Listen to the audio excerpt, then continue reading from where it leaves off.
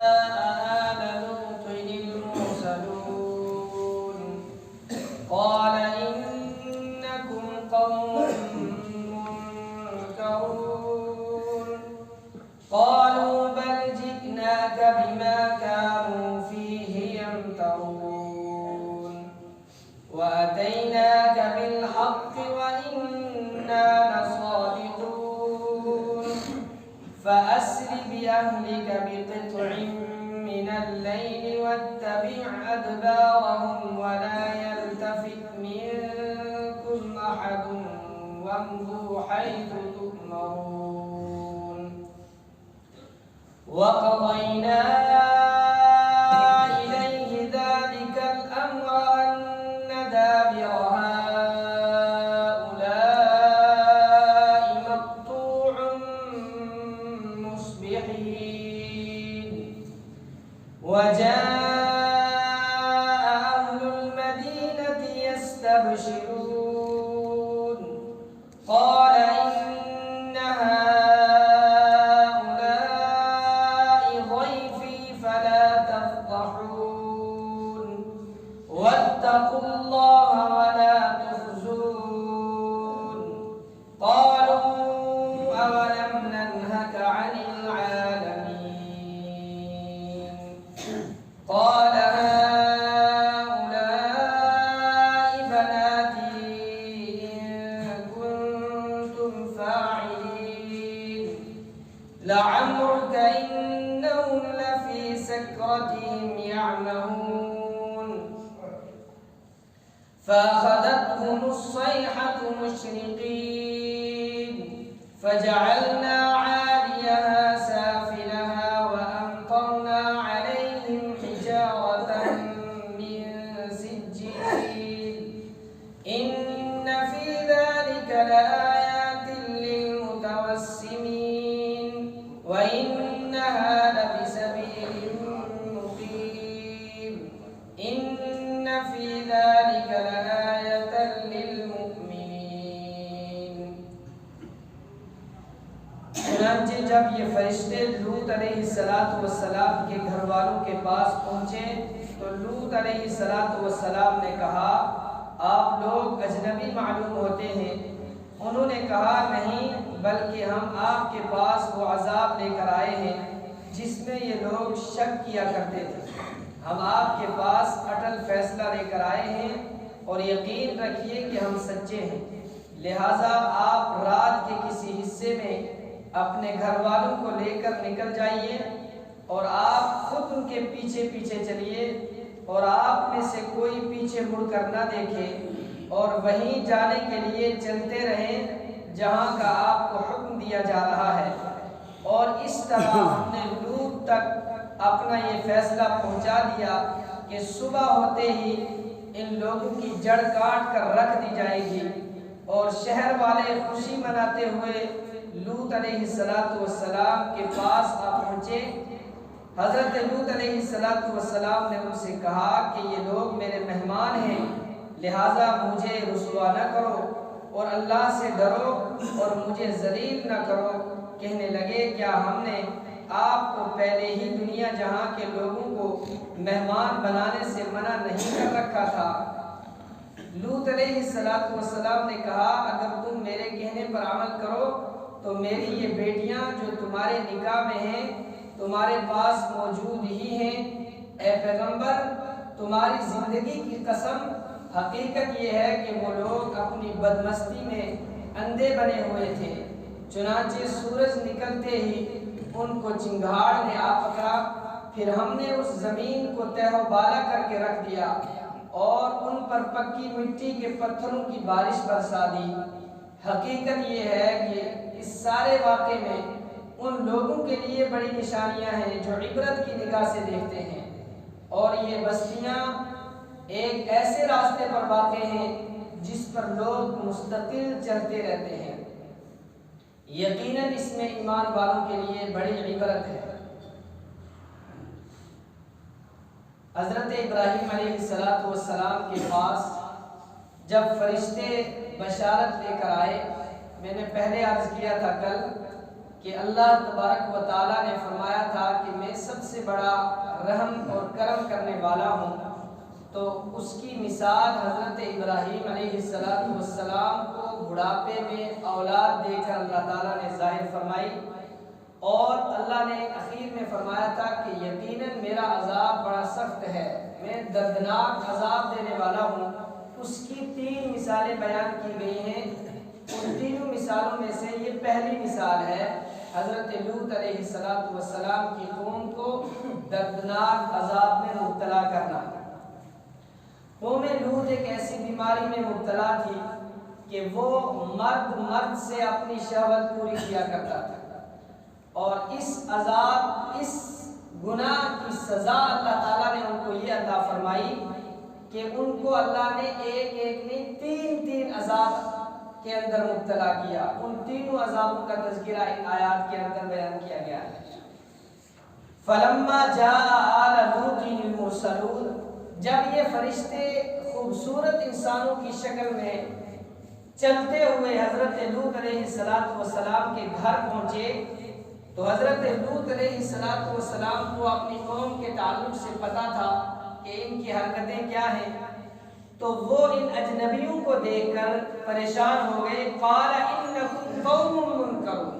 حضرت لوط نے فرمایا کہ تم لوگ اجنبی معلوم ہوتے ہو۔ قالوا بل جئناک بما كانوا فيه يمترون، تو فرشتوں نے جواب دیا کہ آپ گھبرائیے نہیں، ہم آپ کے پاس ایک مقصد لے کر آئے ہیں کہ آپ کی قوم جس معاملے میں شک کرتی ہے اس شک کو دور کرنے کے لیے ہمیشہ کے لیے آج ہم آئے ہیں۔ وَأَتَيْنَاكَ بِالْحَقِّ، اور ایک سچی اور ٹھیک بات آپ کے پاس لے کر آئے ہیں۔ وَإِنَّا لَصَادِقُونَ، اور یاد رکھیے ہم آپ سے مذاق نہیں کر رہے ہیں، ہم آپ سے سچ بول رہے ہیں۔ پھر اس کے بعد ان فرشتوں نے حضرت لوط علیہ السلام کے سامنے اس معاملے کا کوئی راز چھپایا نہیں، بلکہ صاف ان کو بتا دیا کہ فَأَسْرِ بِأَهْلِكَ بِقِطْعٍ مِّنَ اللَّيْلِ، کہ رات کے اندھیرے میں آپ کے خاندان والوں کو اور جو لوگ آپ کے اوپر ایمان لائے ہیں ان سب کو رات کی تاریکی میں لے کر یہاں سے نکل جائیے۔ وَاتَّبِعْ أَدْبَارَهُمْ،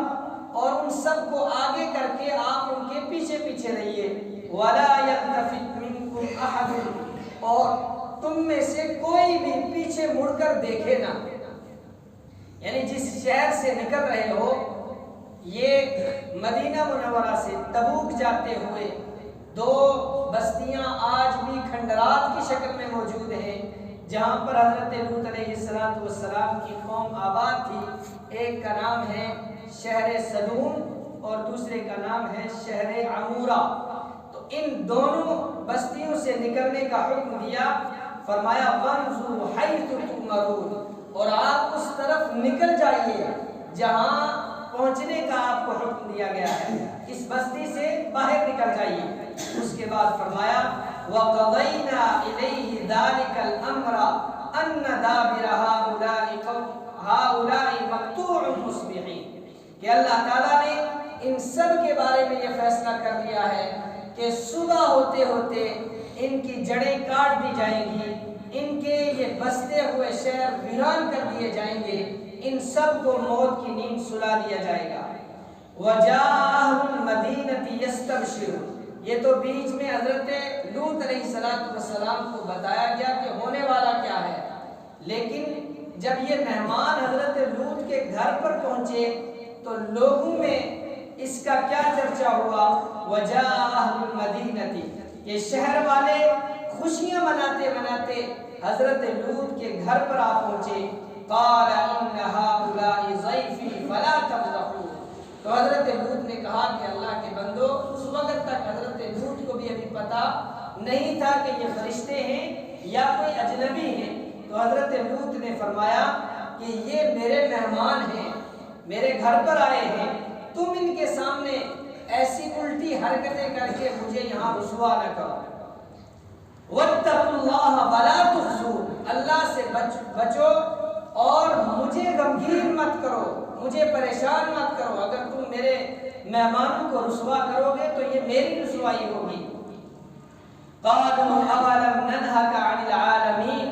انہوں نے جواب دیا کہ ہم نے آپ کو نہیں کہا ہے کہ آپ سب دنیا کے لوگوں کے ٹھیکیدار مت بنو، کہ ہم نے تو آپ کو منع کیا ہے کہ آپ اپنی فکر کرو، آپ پورے ملک کا ٹھیکہ اٹھا لیتے ہو، سب لوگوں کو یہاں بلا لیتے ہو، اپنے مہمان بناتے ہو، جب ہم نے منع کیا ہے تو آپ نے ان کو اپنے گھر میں مہمان بنا کر ٹھہرایا کیوں؟ حضرت لوط علیہ السلام نے فرمایا قال ہؤلاء بناتی،